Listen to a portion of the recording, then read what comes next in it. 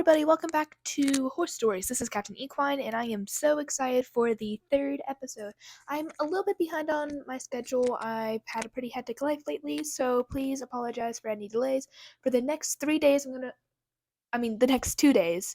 No. I think Saturday and Sunday I am releasing extra podcasts in order to catch up to where I should have been, and then we're going back to our normal schedule of Tuesday and Thursdays for the rest of the time. So today we are going to cover Mac.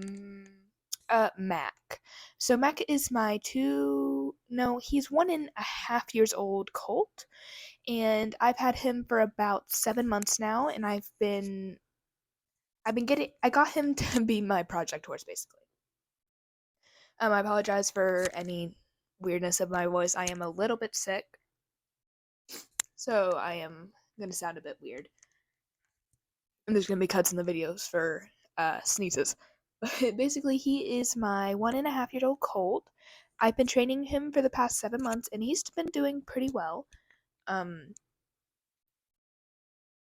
His full name is Mikhail, and that has a really cute story. His previous owners had his mom, and they rescued her. His mom's name was Hope, and she came to them pregnant, but was incredibly skinny. They were not sure that either she or the baby was going to survive, but Hope, when getting pregnant and got to a place where she was being fed regularly and was safe and comfortable, gained weight incredibly quickly. Uh, she really fought to save herself and Mac. So he got the full name Mikhail, meaning miracle, whenever he was born. Whenever I got him, I absolutely had to keep the name because that was just such a sweet story and something that I truly felt did symbolize him. All of my other horses' names were changed, but I just couldn't do it to Mac. His name was just perfect.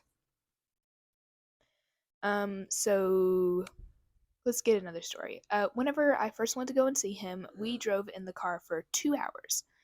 And it was a very long wait. I was incredibly anxious. I was looking up all the things I should expect a 1 year old, or not even 1 year old at the time, colt to know. And I had like a list of questions, and I was so excited. And I got there. And it was everything I could have ever wanted. Mac was the first colt I had ever seen. I looked him up online, and I had been saving up for a couple months now, and I had about $400 at that point. We went to go meet him, and she introduced us to him, all the other horses, sort of shared how she was, and at the very end, asked whether or not I wanted him. I didn't say a definite yes or no yet, because I still didn't have really permission from my dad yet, so I didn't want to give myself too much false hope. But his original listing price was a lot higher than what I had had at the time. So I said, I want him. I really, really like him. But I don't have that money yet. I only have $400. So if you could give me a couple more months in order to either get that money or find some way to have my parents help me. I didn't really plan to have my parents help me because I really, really wanted this colt to be mine and mine only. She was incredibly impressed, or at least that's what my mom shared, because at the time I was just incredibly nervous and couldn't tell. She said that whatever money I could gather, she would take. I refused to just give her the amount of money I shared originally, so I went ahead and saved up, spent about another month earning another $100, and convinced my dad and got Mac. When I first got him, I spent basically every hour of the day. I ate out there. I just absolutely loved that horse so much. I spent all my time with him. I'd be out there reading, drawing. Whenever me and my sister would play video games, we'd be out there next to his pen. I tried all the treats, everything I possibly could, just to go and spend time with my new baby horse.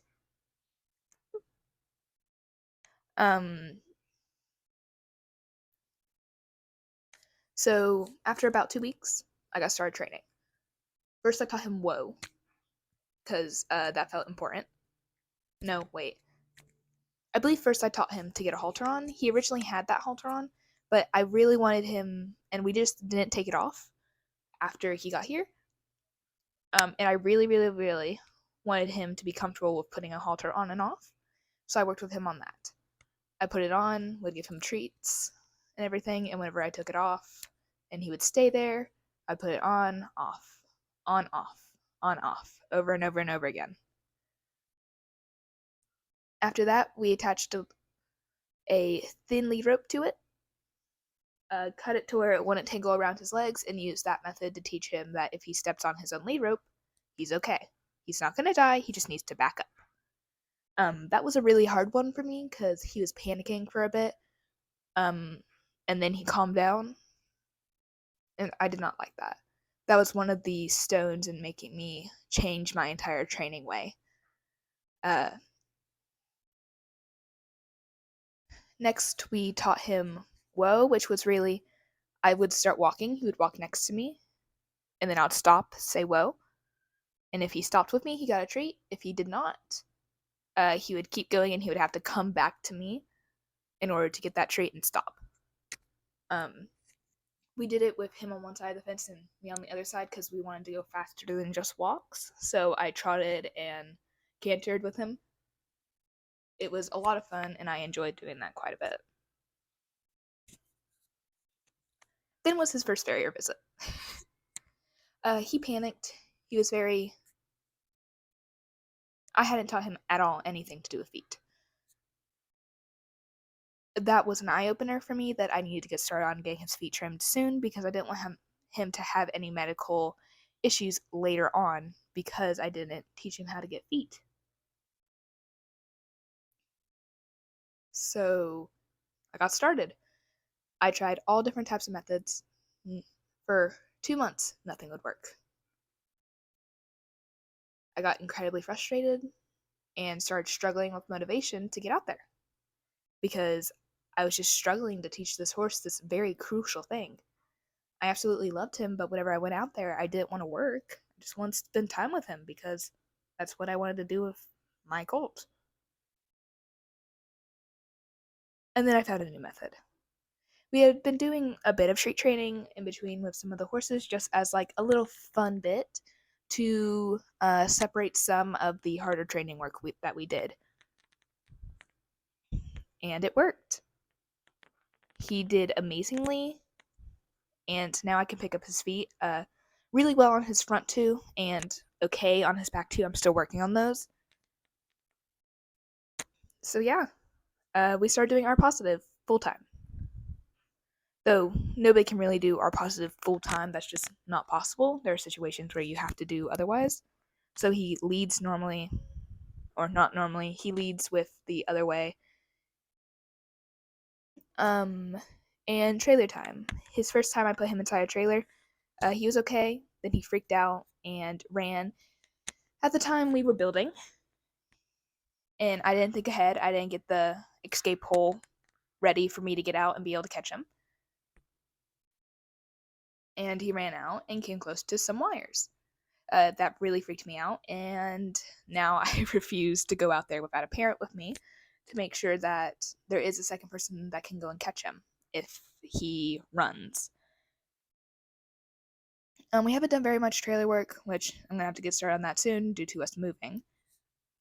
But that's about it there. Tying work, basically, I would tie him up, and for the first little bit, I would sit next to him with a bunch of treats, some little puzzle boxes, hay, water. He basically had everything he wanted on a very loose line. And then slowly we moved away for me not being there and him having the hay net and all that stuff. Then me not being there and I took the puzzles. Me not being there and I took away the hay. I took away the water after the first one because that's just unnecessary. So he was just alone, and we got to about 30 minutes of that. But then he realized he could step back and release himself, and now we're down to 10 minutes, and I'm reworking it. But yeah, that's basically my entire journey with Mac. I hope y'all enjoyed. The next one will probably also be about Mac because I have plenty of stories and I am quite behind. So, yeah. Well, hope you all have a wonderful day and hope you enjoyed this podcast. Goodbye.